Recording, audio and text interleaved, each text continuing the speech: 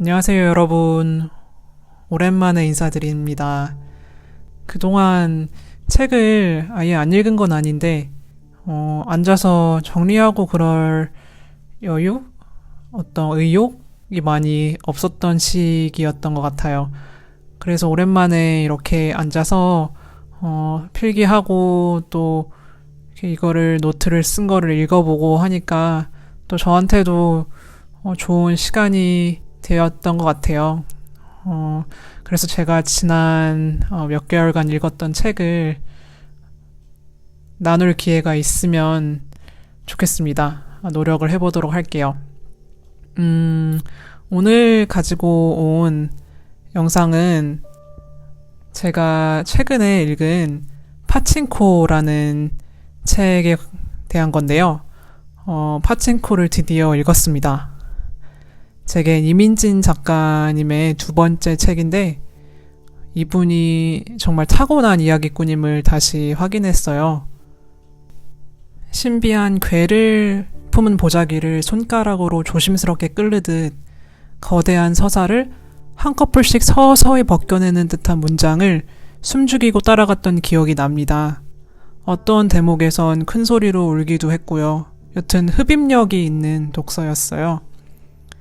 책 말미에 실린 작가와의 인터뷰에 따르면 이 이야기의 시작은 무려 30년 전으로 거슬러 올라갑니다. 역사를 전공한 한국계 미국인 대학생 이민지는 한인 디아스포라에 관심이 많았는데 어느 날 강연을 통해 일제강점기에 일본에 정착한 제일동포의 존재에 대해 알게 되었다고 해요. 일본에서 활동한 선교사를 통해 한국인들이 심한 차별을 받아왔고 그 예로 한 중학생 남자아이는 학교에서 괴롭힘을 당하다가 스스로 목숨을 끊는 일까지 벌어졌다는 이야기를 접하게 됩니다. 이걸 계기로 구상하기 시작한 일본에 사는 조선인들에 대한 이야기를 2004년까지 썼는데 이때 쓴 초고에서 발췌한 부분이 2002년 어느 문학지에 실리기도 했습니다. 그러나 완성된 원고가 자신이 의도한 바와는 다르고 뭔가 석연치 않다는 생각이 들어서 출간을 하진 않고 오히려 나중에 쓴 100만 장자를 위한 공짜 음식이란 작가님의 첫 장편 소설을 2007년에 먼저 발표하게 됩니다. 그리고 그해 일본으로 파견된 남편을 따라서 도쿄에서 4년간 살게 되면서 수많은 한국인들을 만나서 진짜 이야기를 듣게 되었다고 해요. 그러면서 시대 배경을 초고에서의 1970년대에서 1910년으로 옮기고 제목도 파친코로 변경했다고 합니다.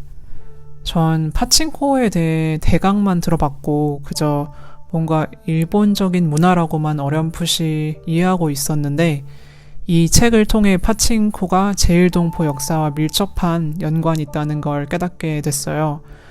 작가에 따르면 파친코 산업은 아주 거대한데 평판이 좋지는 않아요.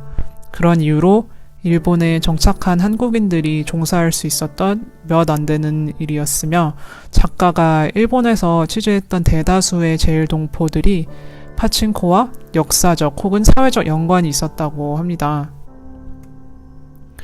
책에 등장하는 여러 인물들도 파친코 관련 일을 하고 심지어 시간이 훌쩍 흘러 어느 정도의 경제적 혹은 사회적 안정을 이룬 제일동포 4세 솔로몬이란 인물도 자신이 하던 투자은행 업무를 관두고 파친코 사업에 입문하는 장면이 나와요.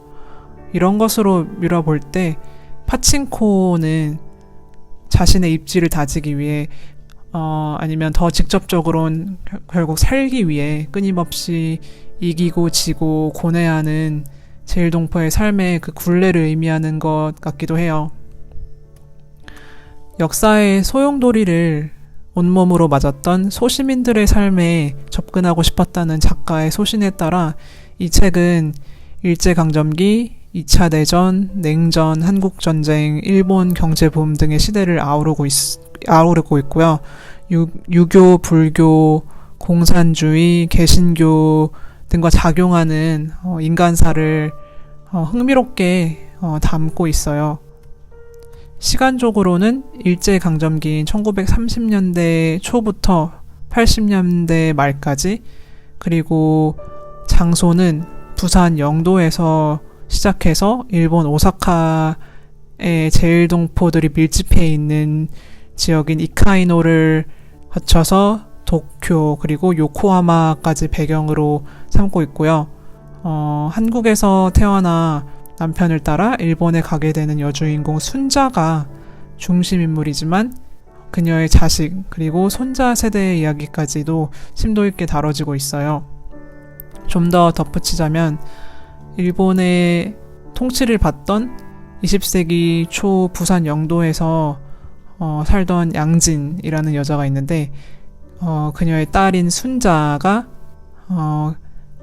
개신교 목사인 남편 이삭을 따라서 오사카에 건너가서 이제 낳게 되는 아들 노아, 그리고 둘째 아들 모세, 그리고 이제 다음 세대로 넘어가면 그 모세가 낳은 아들 솔로몬에 이르기까지 장장 가족 4대가 등장을 해요.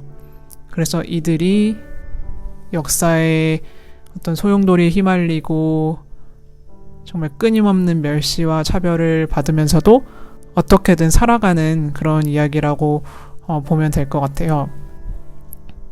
각 세대가 겪는 고통이나 고생의 질감은 다르지만 그 뿌리엔 이주민이란 정체성이 자리 잡고 있어서 어떻게 보면 서로의 고통이 다 연결되어 있는 것 같기도 해요. 저는 읽으면서 그 중에서도 3세대 노아의 고통이 특히 울림이 컸어요.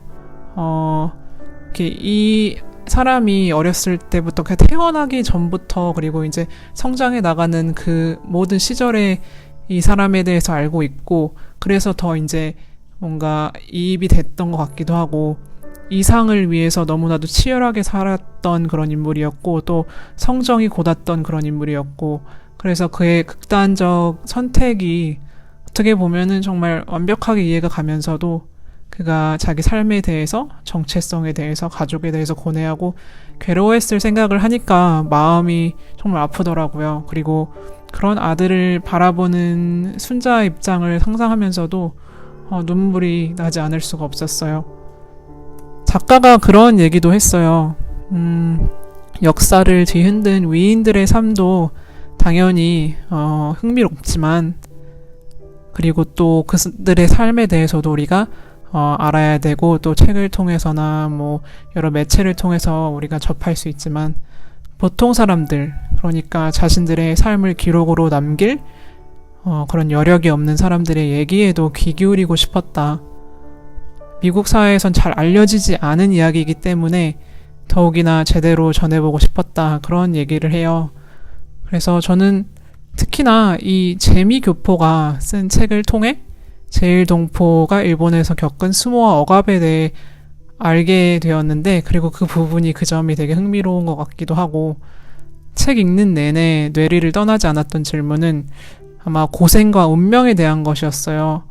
우리 모두가 어떤 시기에 어떤 장소에 태어나 어쨌든 역사의 영향 안에 살아가는 사람들인데, 그 역사가 터무니없게 고통스러울 땐, 너무 말이 안 되게 이해할 수 없을 땐 어떻게 해야 하는가.